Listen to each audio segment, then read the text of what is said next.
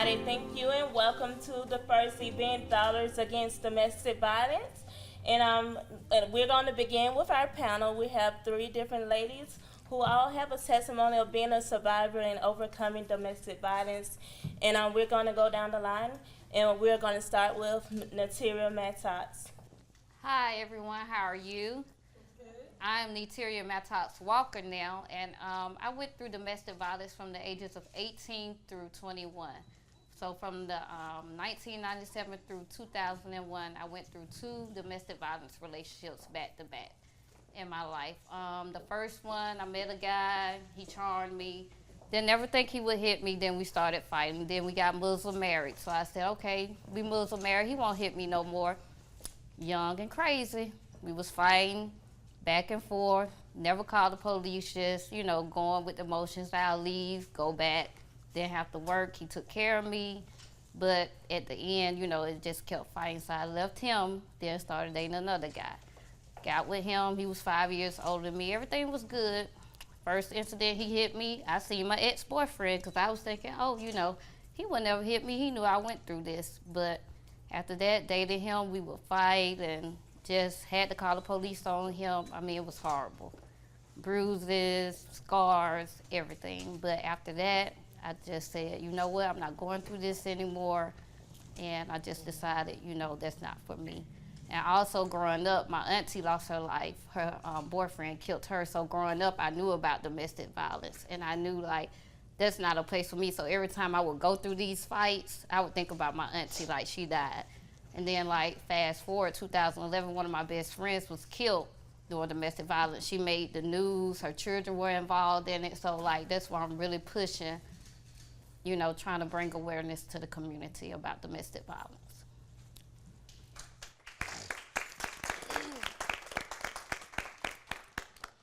And Diondra Jewell.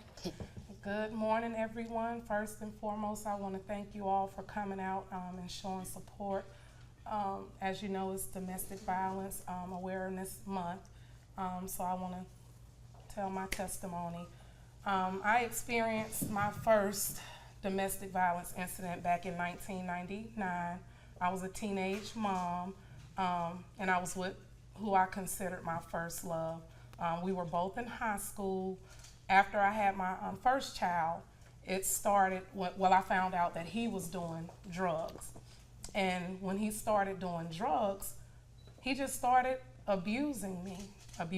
I've almost been strangled to death.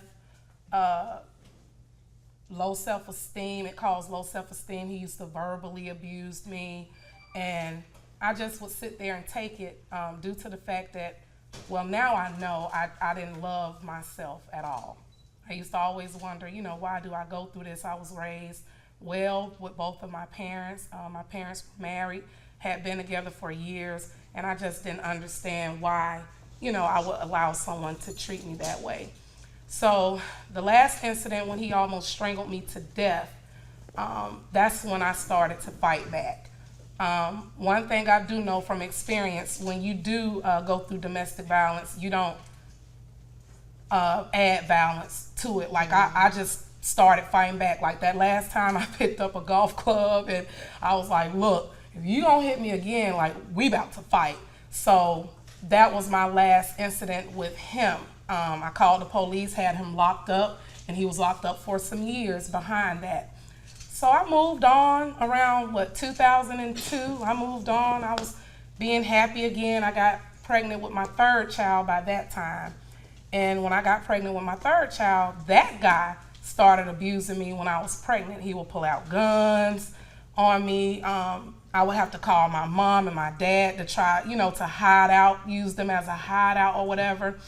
So I just kept going back, It was like I was addicted to it.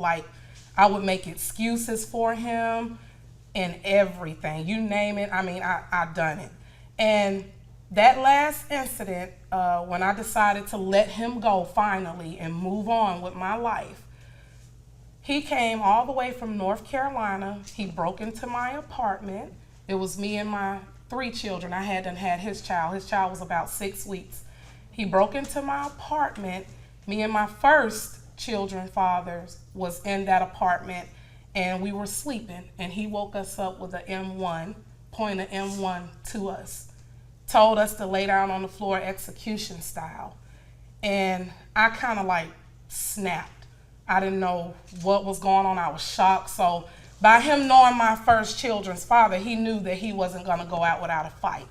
So as he sat up on that bed, we did not lay down on the floor at all. He pulled out that gun and he shot my children's father. After he shot him in the face, he pulled the gun on me and he pulled the trigger at least 3 times. He basically tried to shake the bullet out of the gun.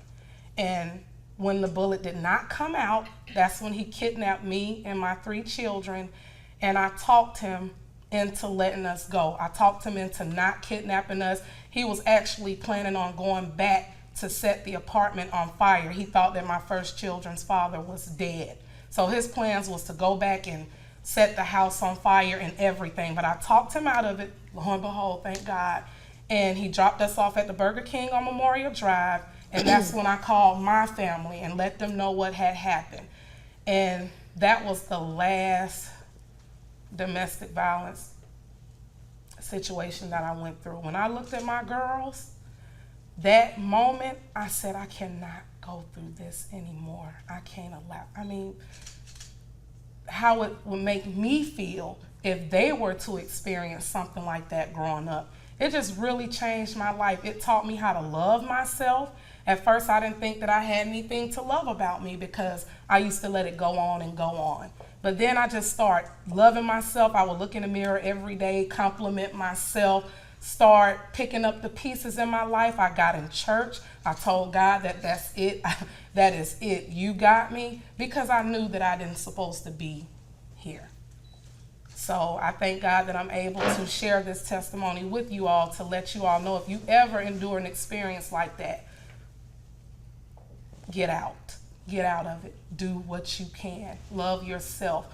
Start talking to yourself. Start, looking at your children. Look at your future to know that you can overcome this, because domestic violence does not discriminate. And that's my story.